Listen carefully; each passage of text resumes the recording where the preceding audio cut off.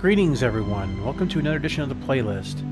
Well, today I'm going to dig into Evochron proper and start playing the game. I'm going to be using my track IR, and I'm actually trying to do something a little bit different. I've actually equipped my TWCS throttle because I'm really curious about how that handles with a T16000 on the other end. Had to spend some time adjusting the controls and setting things up, because when you do the decoupled or the inertial mode, your standard throttle, the slide on the TWCS, doesn't adjust your throttle anymore. So what I did, since the front of the TWCS has a set of paddles, I have it so if I push the paddle left, I strafe back, push the paddle right, I strafe forward. So that should cover the additional axes I need to get the inertial controls in. So if this works out really well, I might consider actually using it with Star Citizen with the same setup, since a lot of the controls here actually seem to very closely mimic the control options you see in Star Citizen. So I'm curious. Let's find out.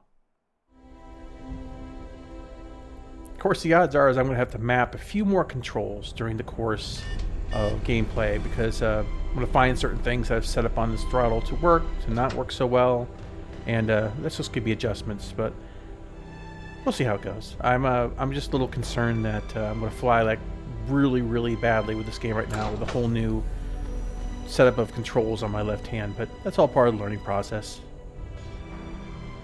Alright, well, let's go ahead and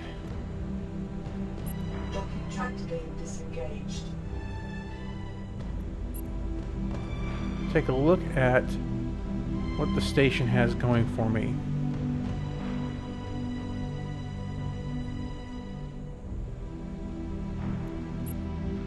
Let's enter the station real quick and make some modifications to the way my ship looks just a little bit.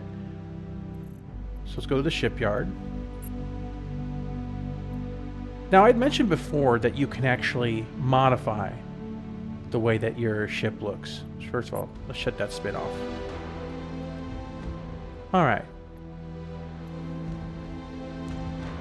So we have the old frame over here. So as you can see, you can adjust the engines, what the engines are. Alright, so let's set the scale. I can go really wide, really narrow. Let's go for wide, why not? Big, tall, short. Oh yes, I forgot, you can even paint your ships. Somewhat. Obnoxiously thin wings. I don't think I have any modules yet. Oh, pretty basic, but it looks a little bit better. Let's see if I can move these wings just a little. Guess if you want to, you can, yeah, detach it or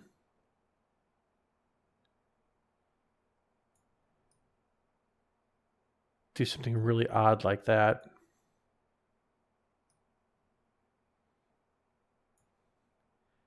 Oof, didn't realize my engines were that far off center here. Yeah, that's not going to work. That's way too thick.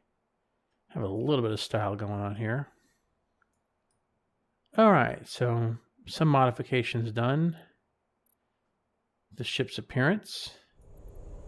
Alright, let's see what we've got going on here for missions. Now, like this mission here with the meteors, there's no way with the default weapons and default ship you're going to be able to pull that off. Though it does pay pretty well. Racing? No. Alright, this is actually one of the most commonly repeated ones, this cleaning an array. And, yeah, this should be okay for just making some money on repeat. I'll show you this one. This is kind of a weird mission. It's not really complex at all. It's just highlighting boxes, but let's go ahead and do it anyway. Got to make a quick adjustment to my control here because it appears that I did not map my IDS scaling for velocity.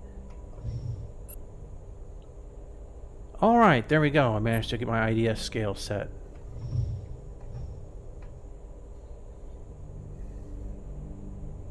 Let's get the navigation display open here.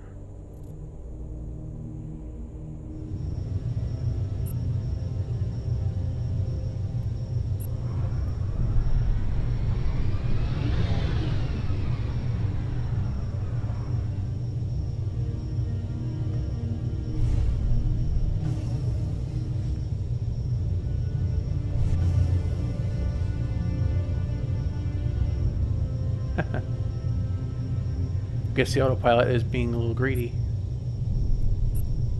There we go. So I get for playing with the initial nav point. I've forgotten some of these missions that actually sets it exactly where you need to go. Alright. I said this is kind of a weird one because you just kind of like highlight the boxes. This is what their cleaning is. This is probably the simplest, well, one of the simplest missions, but you wouldn't expect low-level missions that really have much in the realm of complexity.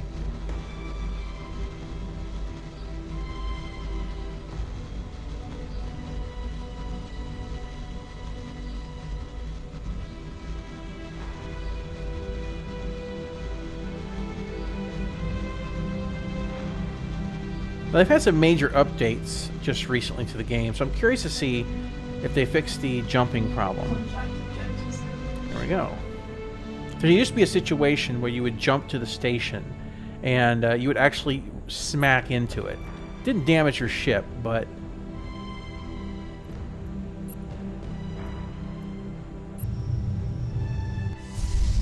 Oh! And that's exactly why you need to make sure your path is clear. I thought the autopilot would turn the ship. Guess not.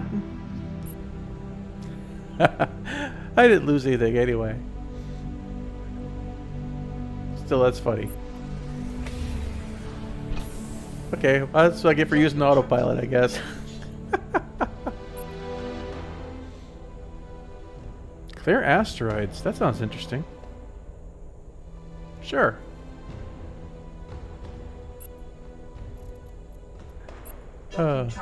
Disengaged. Mercenary spacecraft, you are clear to depart through That was really funny. I got a kick out of that. Now, that does bring up an interesting point, though. You do want to save the game when you periodically, because if you do die like that, it will only go back to your last save.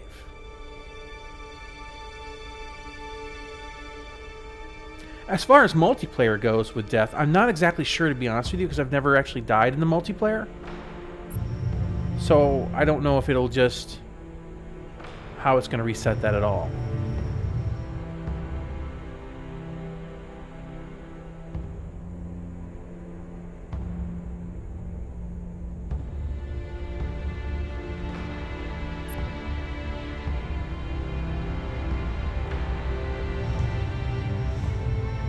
Alright, apparently my track IR isn't working, so I'm going to adjust that as well.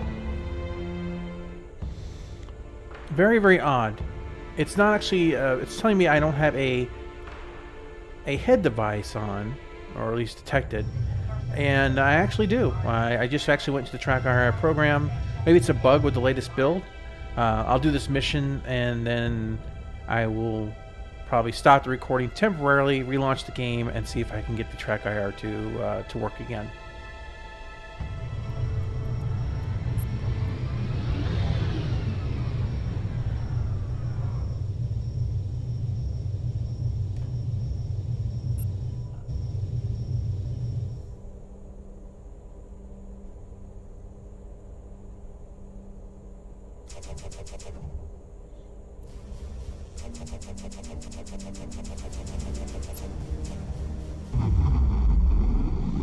The explosion there actually pushed my ship a little bit. Probably saw that.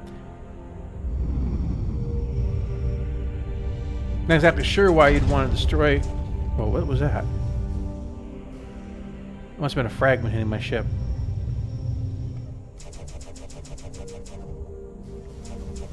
Not exactly sure why you'd want to actually go ahead and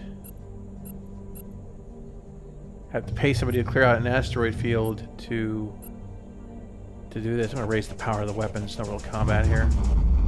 I can get more firing done. See, for me, this is the kind of game... Yeah, I know there's a lot of people that love hardcore combat 24/7 and whatnot, and that's totally fine. I totally get that. I did IL-2 Sturmovik full sim for a little over 5 years probably close to 6 to 8 hours a day. I mean, I lived in that game. First thing I do when I got out of classes in college, pretty much, was I would just go pretty much straight to the computer, kick it on, grab the old, very old joystick, and didn't even have a HOTAS back then, and I would just get online and find the fastest ping server for PvP and just jump in on those nice large matches and spend the rest of the day there pretty much. Obviously, unless of course I had a term paper or something. Right now my ship really couldn't get much weaker. No crafted weapons, no crafted anything. I'm kind of liking the way this is handling with using the paddles for like gas pedals.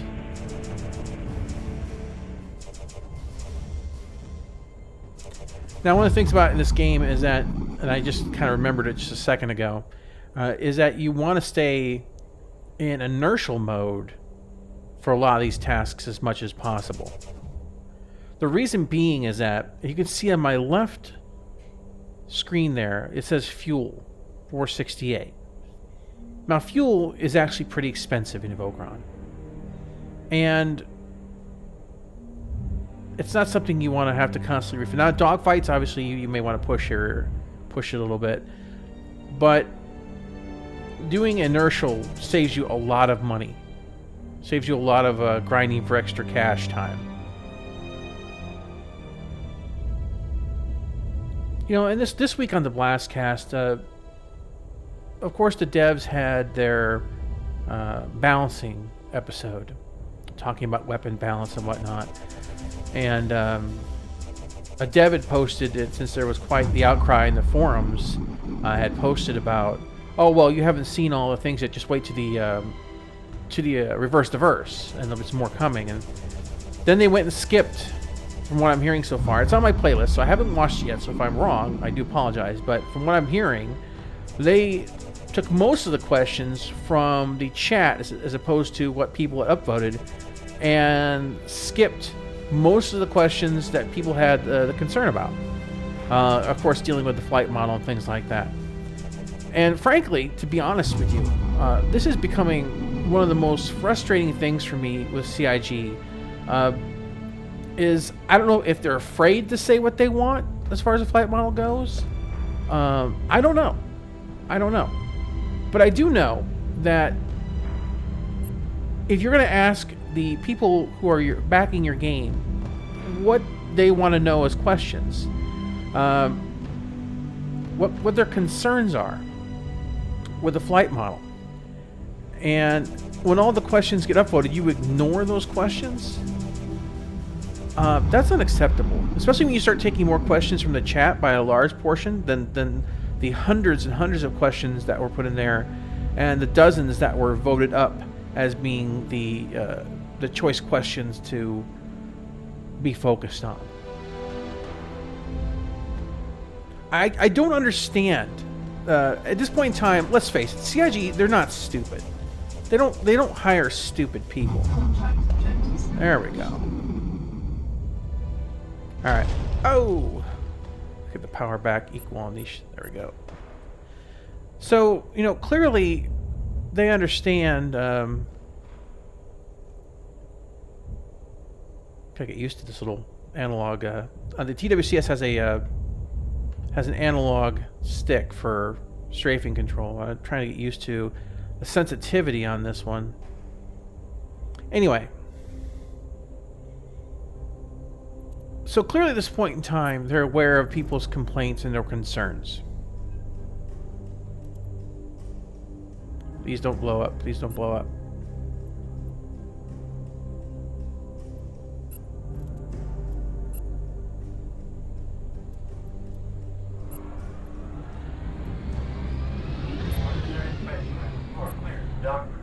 Oh crap, we still hit the station. Ah! Oh, no. Oh, a little bit. That wasn't as bad as I normally used to experience. It used to be a full-fledged just smacking directly into it, but that was like a bump. That's better. Anyway,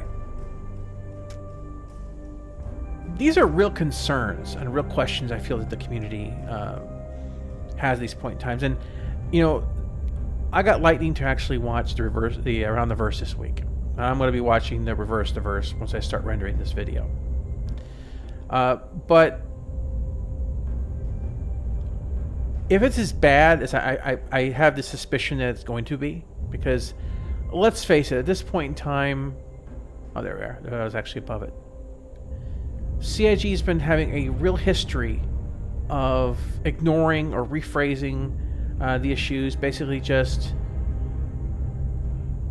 taking people's concerns and kind of chucking them out the window, either by rephrasing a question, ignoring the question, or taking real concerns and throwing them into a katamari and having that katamari labeled not even related to what the actual issue is. And then sometimes even coming onto their streams and openly mocking and laughing at the people with those questions. And I have the chart, and it'll go up during the Blastcast, where most of the careers that people are choosing are more focused on flight than they are in combat. And you say, well, what's the difference? There's a massive difference. Flight is something you do all the time. Combat isn't. So flight needs to be the primary thing, no matter what it is. Combat, not combat, but flight, the way it feels, the way you interact with everything, that's your focus. That's what makes the game.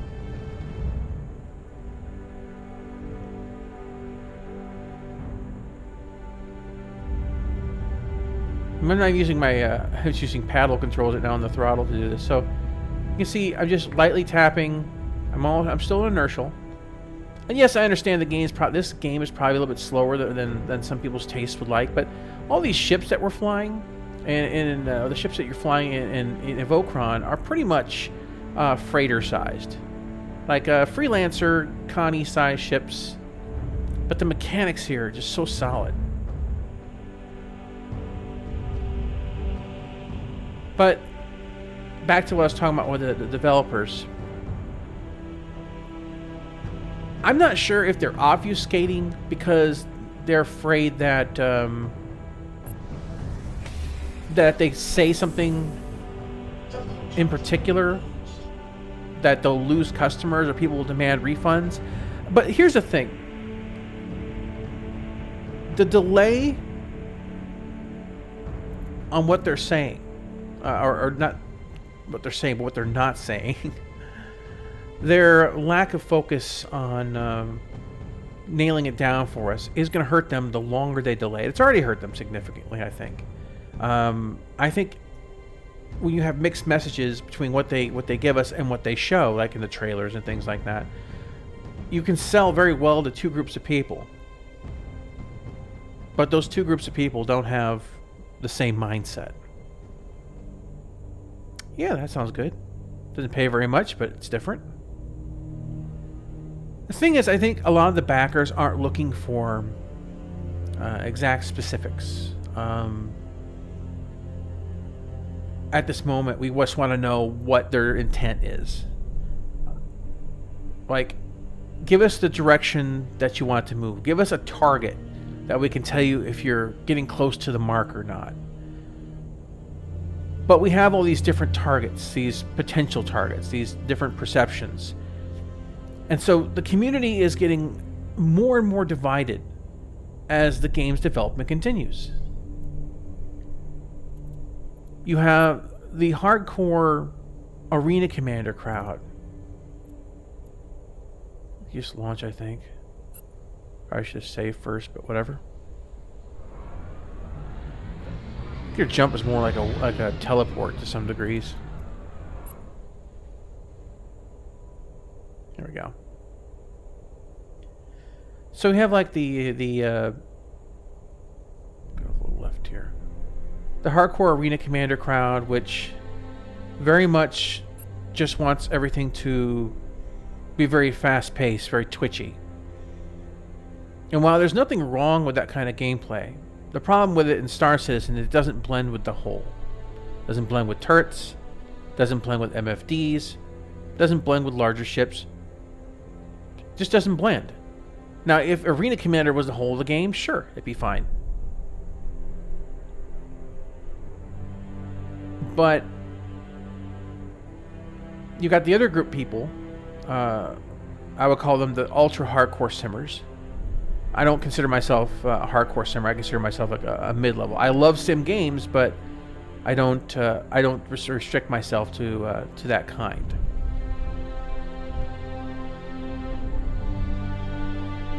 Let's go back on velocity mode here. Where's the ship? Somewhere around here. Oh, there it is. Sorry for the bright sun. I can't do much about that. We veer off a little bit, I guess. And you have the people who I think are kind of sitting in the middle. Like, I like a lot of the games I like. While I've played many hardcore sims, are what I like to call sim light, meaning that they have the elements of sim, but they also have the elements of some Twitch. And it's that balance between the two that I think would work very well for Star Citizen. Now, would it work as a full sim? Absolutely. Would it work as full Twitch? No. It just can't. So you have two options you can go with. You can go with sim light, or you can go with full sim. Now, for sake of accessibility and sake of, for lack of better wording on this, because it is a subjective term, but fun, sim light should be the route. A lot of people aren't going to want to play a hardcore sim, and I totally get that. And I think that the dynamics of a hardcore sim would be a bit too tedious for that. Besides, I already have several games that are way more hardcore and way more sim than Star Citizen's ever going to be. And like Rogue System. I mean, when you've got to activate every button on your control panels, it's literally the DCS of spaceflight, like the hardest core of DCS in spaceflight. And every button on your ship, every panel, everything has, and even you even have to manually go through a startup sequence by turning on and off certain things.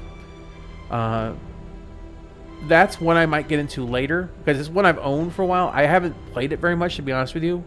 I was more interested when I backed it to support the developer. It wasn't so much about playing it. I saw someone who had a lot of passion and potential, and I'll do that sometimes. I'll just back a game, not necessarily because I'm going to play a lot of it, but I see someone trying to break out of the mold, and I see someone trying to innovate, and because of that,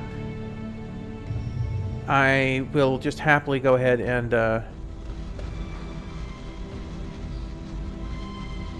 right.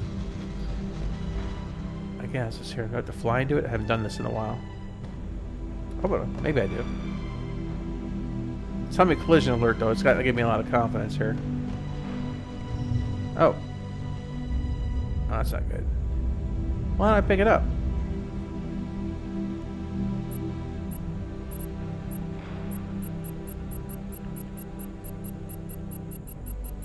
All right.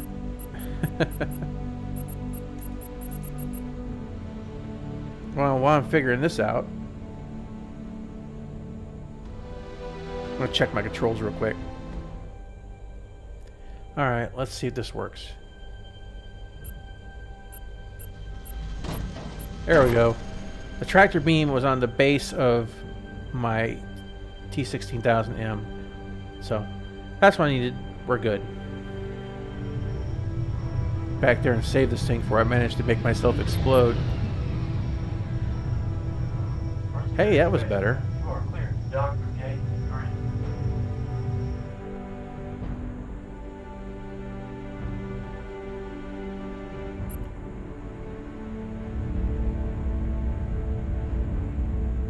I really love the music in this game.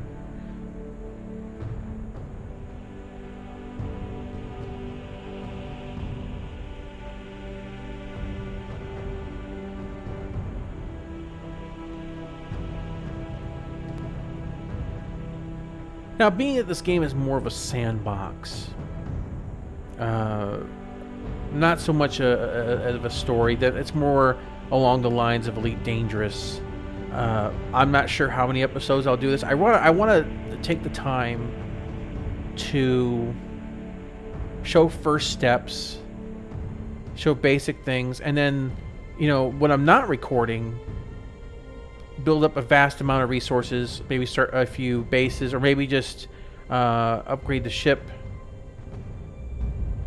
There you go. See how nice that is? I'm using the TWCS's analog stick to just basically say, hey, the ship is now moving in this direction, and of course I can just, I'm not worried about it. I know the ship is still heading towards the dock. It's just so nice.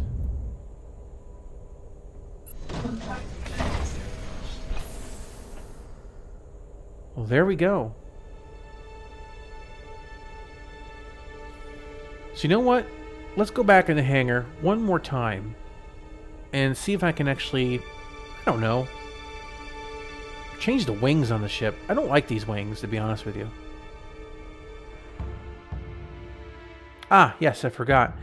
Something I want to show you real quick. When you're modifying your ship, not only can you modify the physical nature of it, but the design has capacity. So if I want to, I could pull this off here. I want to have maybe less hard points, and I want to have maybe more cargo.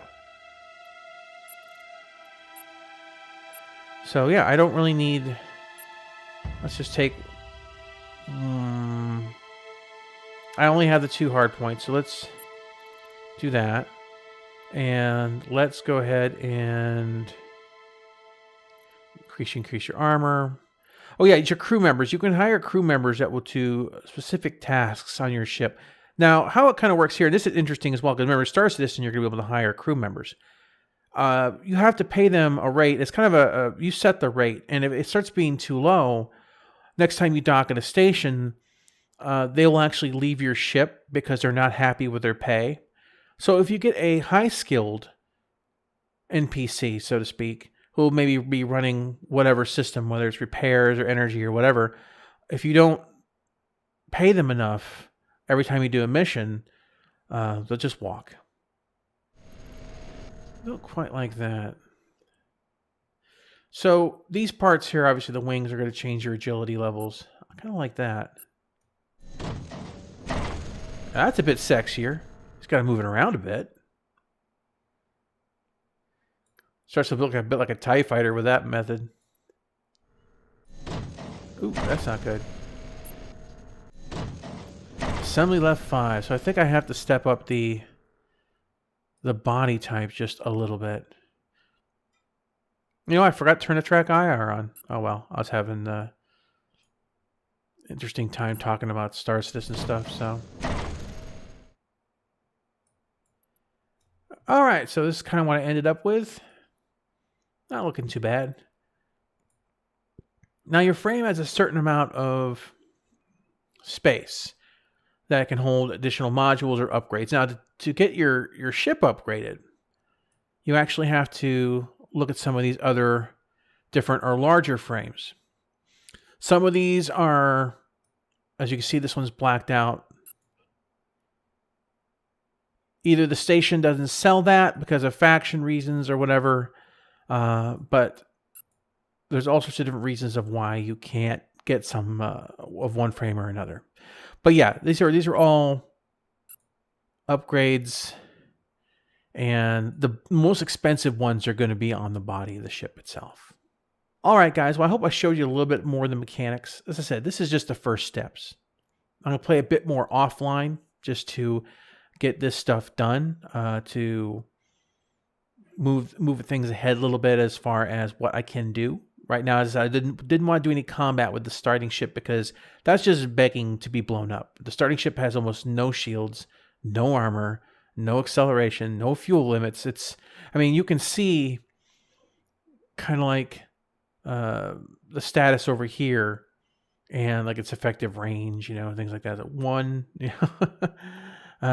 so it's not a very strong ship, and I need to get some of these parts upgraded. But I guess we'll catch you on the Blastcast, and just stay tuned. We'll keep walking through this game, and I guess what I'm also going to start doing on these a little bit is talking about Star Citizen and other things in the gaming industry that may be bothering me at that point in time. Just because, well, I feel that just sitting here and talking only about the game is not gonna be not the way I want to do things. There's a lot of gaming news and a lot of things out there that interest me. Loot boxes, uh, the whole debates with what the AAA gaming industry does, with all their little shenanigans, and sometimes I may just want to bring something up inside of these particular uh, gameplay sessions. So anyway, guys, well, as I said, I'll leave it at that. See you on the Blastcast. Catch you then.